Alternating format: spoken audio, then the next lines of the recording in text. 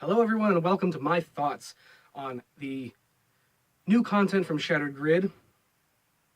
I'm talking about Legacy Wars, I'm talking about Power Rangers Legacy Wars, Street Fighter Showdown. Now, I talked about this a few weeks ago, just like really roughly in one of my videos, displaying that I don't think that this is necessary. I understand that the Power Rangers Legacy Wars video game is doing rather well. However, I wouldn't know because I'm an Xbox gamer for the most part, and the game's not available for my Xbox, which is very upsetting. I would like to play the game. Why it's only on specific platforms, I have no idea, but I would really like it if Power Rangers Legacy Wars would be available for download on Xbox. That would be lovely, so I could play it, so I could try it, and have even more of an opinion on the game. But right now, I'm talking about the Legacy Wars short film by batinthesun, starring Jason David Frank, Power Rangers Legacy Wars Street Fighter Showdown.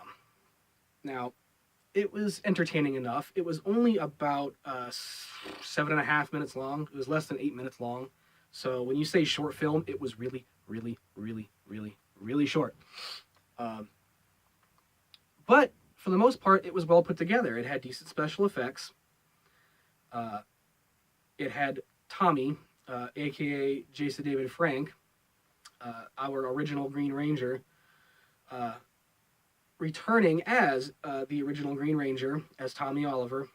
However, in this universe, it's set in the Shattered Grid dimension, to where basically Power Rangers are evil. There are evil Power Rangers out there, and Tommy Oliver, as well as Geo, the Yellow Megaforce Ranger, and a few others, such as Ninjor and whatnot, are leading a resistance of what Rangers are left against,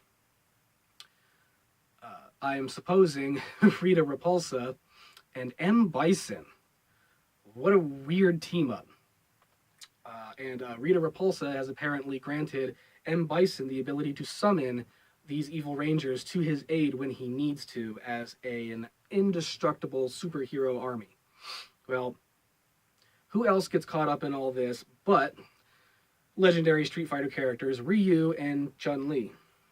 Well, I really do like the actor who they got to play Ryu for this. However, the actress playing Chun-Li was probably, I would say, not the best suited for this part. She, just because she was Asian doesn't mean that she was good to be Chun-Li. I don't think she looked anything like her. I thought that she was too small, and in several of the fight scenes where she continues to try to fight M. Bison and some of the other evil Rangers, she does rather poorly and gets her butt kicked. So I'll just go out there, and say it, that Chun-Li was pretty much a useless character in this short film. However, while Ryu and Chun-Li are roaming the streets,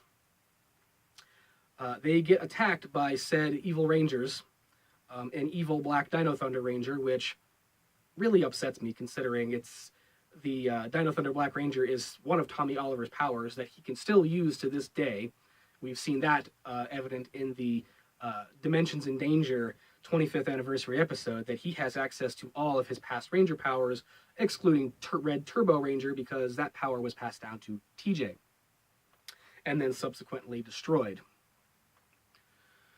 So they attack Ryu and Chun-Li. They do semi-terrible at fending these evil Rangers off. And then all of a sudden, they get mysteriously teleported, Mighty Morphin Power Ranger style, to a seaside retreat that looks like, it's basically like a ninja temple. Upon arrival, they find that they are in the temple of who else but Ninjor. Ninjor being one of the mentors of the our original Power Rangers team. Jason David Frank, aka Tommy, appears to tell Ryu and Chun-Li that he is not their enemy, after Ryu looked like he was about to start kicking his butt. Good luck. And proceeds to tell them basically the entire plot of this short 7.5-minute film that M. Bison is back, and he has control of evil rangers. He's more powerful than ever, and he requires Ryu and Chun-Li's help to take M. Bison and Rita Repulsa down. Now,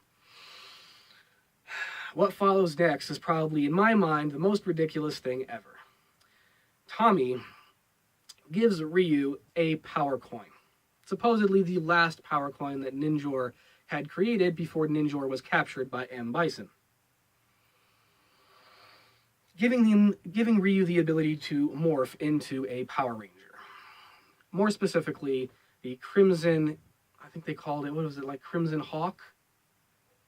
Yeah, a Crimson Hawk Ryu Ranger. Now, I mentioned this before when I was talking about this, that we already have a Ryu Ranger. In Gosei Sentai Dai Ranger, which is the Japanese version of our second season of Mighty Morphin Power Rangers, where we did not even use the other Rangers except the White Ranger for Tommy's return in the second season. The Red Ranger from said series that we skipped, that we should have used, his name was Ryu Ranger because he was a Dragon Ranger, Ryu being the Japanese word for dragon.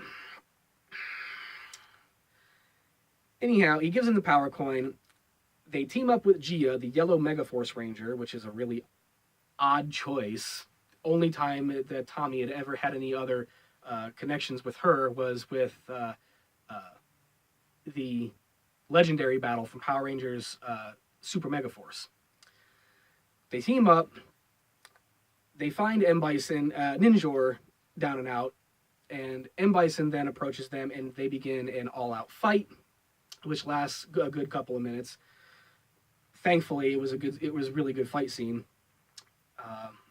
At first, they get their butts kicked by M. Bison. He has new powers, but then it's morphin' time. We see Tommy morph into the Green Ranger, Gia morph into her Yellow Ranger, and we see Ryu morph into the Crimson Hawk Ryu Ranger. After this, they kick M. Bison's butt royally. Like, really, it wasn't even a challenge. Chun-Li continues to try to fight, even though she, again, gets put down in the dirt. She needs to stay down. She's useless. They use a triple blast on M. Bison to seemingly finish him off, but nope, that's not the end. M. Bison gets back up, tells them that he has been given an invincible superhero Power Ranger army by Rita Repulsa. He proceeds to summon them.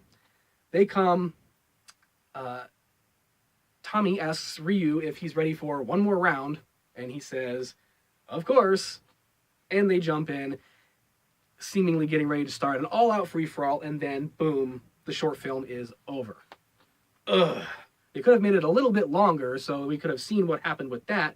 Hopefully they make this a two-parter, because this left on a cliffhanger. Not that I was that interested or invested in it to begin with, but I still would have really liked to see a conclusion. I still do really want to see a conclusion. Let me know what you guys think. Would you like to see a conclusion to this? This was my thoughts on the Power Rangers Legacy Wars Street Fighter Showdown short film by batinthesun.